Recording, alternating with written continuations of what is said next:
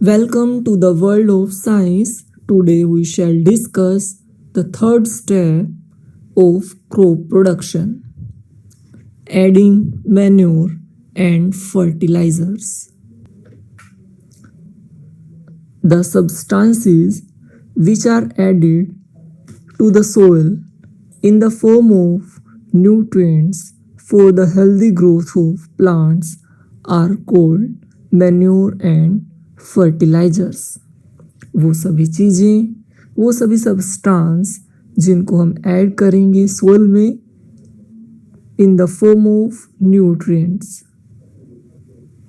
Plant की healthy growth के लिए, उन सभी सब्सटेंस को कहेंगे manure and fertilisers.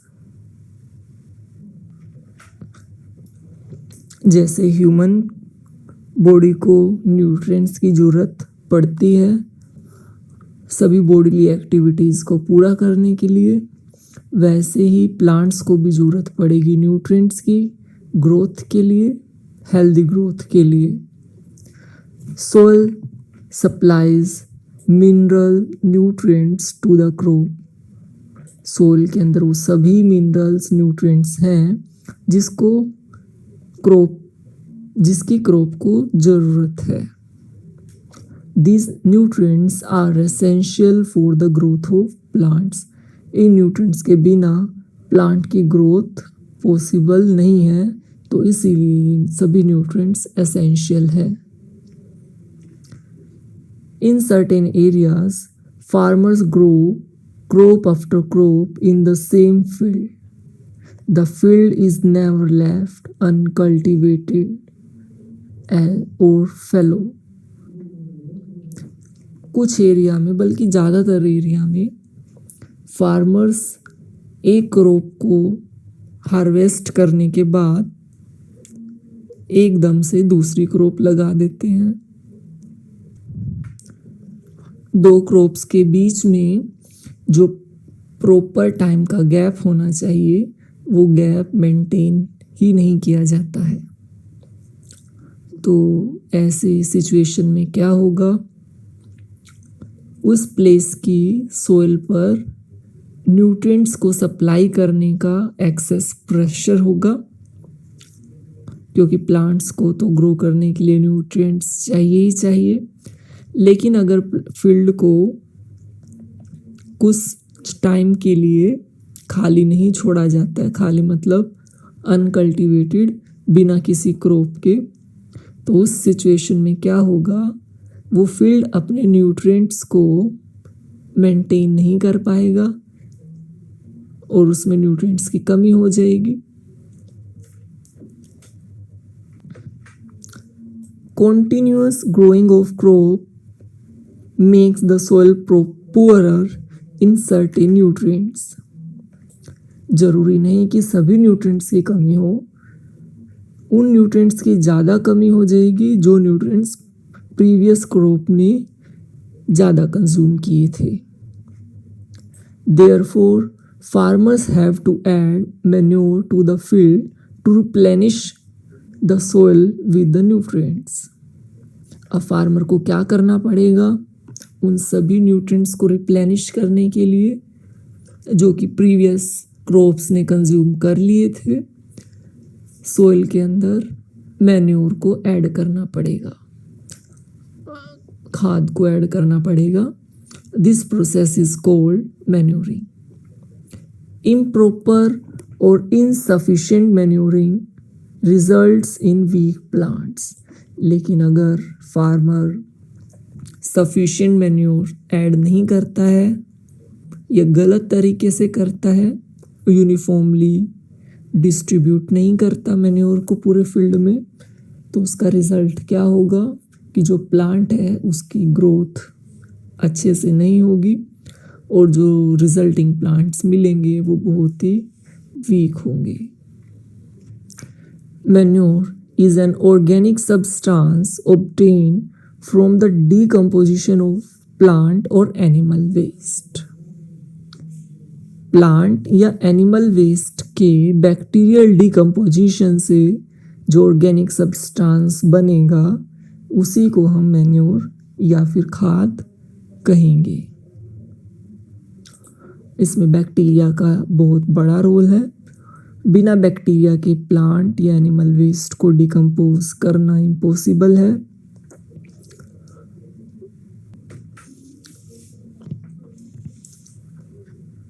Animal waste और प्लांट वेस्ट के बैक्टीरियल डिकम्पोजिशन से कुछ ऐसा सब्सटेंस बनेगा जो कि सोइल को दोबारा से वो सभी न्यूट्रिएंट्स प्रोवाइड करेगा जो हेल्दी प्लांट ग्रोथ के लिए ज़रूरी होते हैं। Farmers dump plant and animal waste in pits at open places and allow it to decompose। Manure बनाने के लिए फार्मर्स को क्या करना पड़ेगा, उनको डेड प्लांट्स और एनिमल वेस्ट को छोटे छोटे पिट्स बनाकर या बड़े पिट्स बनाकर ओपन प्लेसेस पर उन पिट्स के अंदर फिल करना पड़ेगा और उनको कुछ टाइम के लिए फ्री छोड़ना पड़ेगा ताकि बैक्टीरिया माइक्रो ऑर्गेनिजम्स अपना काम कर सके। The decomposition is caused by some microorganisms. The decomposed matter is used as organic manure. Vermicompost के बारे में भी आपने सुना होगा जिसमें अर्थवॉर्म की हेल्प से हम एनिमल वेस्ट या फिर डेड प्लांट्स को ह्यूमस में चेंज कर पाते हैं, मैन्योर में चेंज कर पाते हैं। तो अर्थवॉर्म की हेल्प से जो कंपोस्ट बनेगी, जो मैन्योर बनेगा, उसको हम वर्मी कंपोस्ट कहेंगे। Fertilisers are chemical substances which are rich in a particular nutrient। Fertilisers chemical substances हैं। ये हमें प्लांट से या किसी भी एनिमल से ऑब्टेन नहीं होते, बल्कि इनको फैक्ट्रीज में केमिकल प्रोसेस से मैन्युफैक्चर किया जाता है। How are this different from manure? Fertilisers manure से कैसे डिफरेंट है? सबसे पहला डिफरेंस तो इनका ओरिजिन, वो जो मैन्योर हैं वो ऑर्गेनिक मटेरियल से बनेंगे और जबकि फर्टिलाइजर्स को बनाने में केमिकल्स का यूज़ किया जाएगा। Fertilisers are produced in factories. Some examples of fertilisers are urea, ammonium sulphate, super phosphate, potash, NPK। NPK means nitrogen, phosphorus, potassium. जबकि मैन्योर में लगभग सभी न्यूट्रिएंट्स थोड़े थोड़े अमाउंट में प्रेजेंट होते हैं और जबकि फर्टिलाइजर्स में कोई एक या दो न्यूट्रिएंट ही प्रेजेंट होते हैं बल्क अमाउंट में। सभी न्यूट्रिएंट्स फर्टिलाइज़र में प्रेजेंट नहीं होंगे।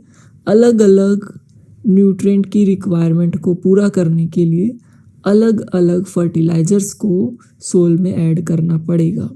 जबकि मैन्योर के अंदर लगभग सभी न्यूट्रिएंट्स थोड़ी थोड़ी क्वांटिटी में प्रेजेंट होते ही हैं। तो इस तरह से हम कह सकते हैं कि मैन्योर में ऑल राउंड ग्रोथ के लिए सभी न्यूट्रिएंट्स हैं और जबकि फर्टिलाइजर्स में एक पर्टिकुलर न्यूट्रिएंट ही प्रेजेंट होगा। ये यूरिया है जो आप देख रहे हो, ये आर्टिफिशियल फर्टिलाइज़र है जिसको सोइल में ऐड करने से डेफिशिएंट न्यूट्रिएंट की रिक्वायरमेंट ईजिली पूरी हो जाएगी।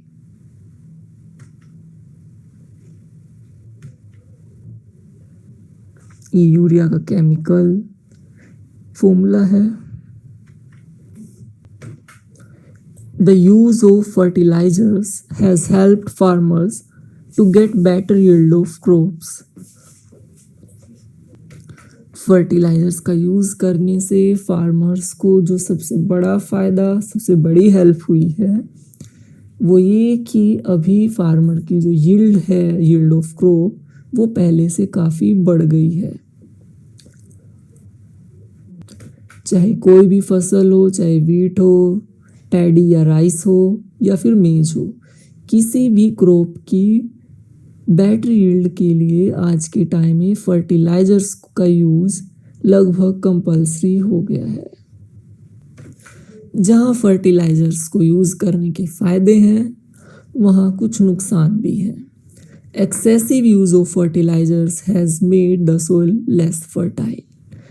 फर्टिलाइजर्स के एक्सेसिव यूज़ की वजह से जो सोइल है वो बहुत ही कम उपजाऊ हो गई है, लेस फर्टाइल हो गई है।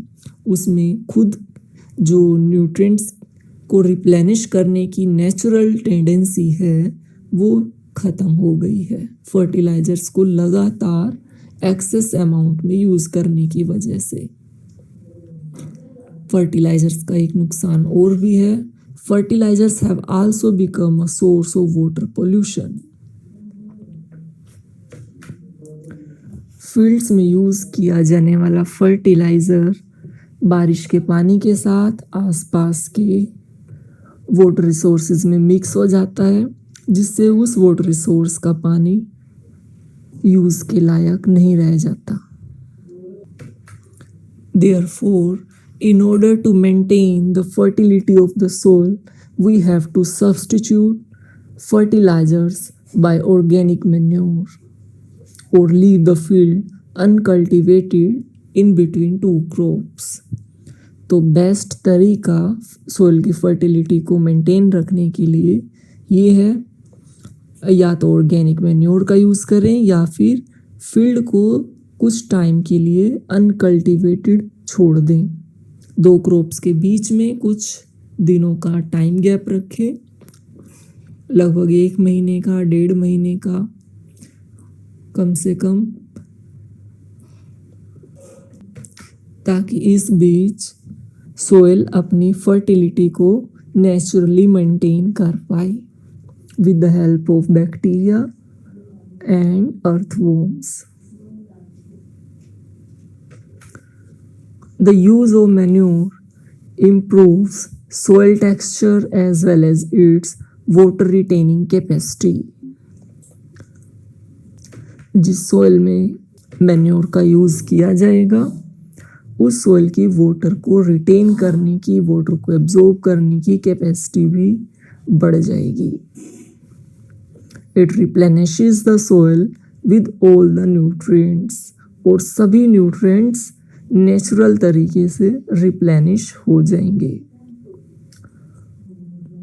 Another method of replenishing the soil with nutrients is through crop rotation। एक तीसरा तरीका है मैन्योर और फर्टिलाइज़र के अलावा जिससे सोइल के न्यूट्रिएंट्स को रिप्लेनिश किया जा सकता है।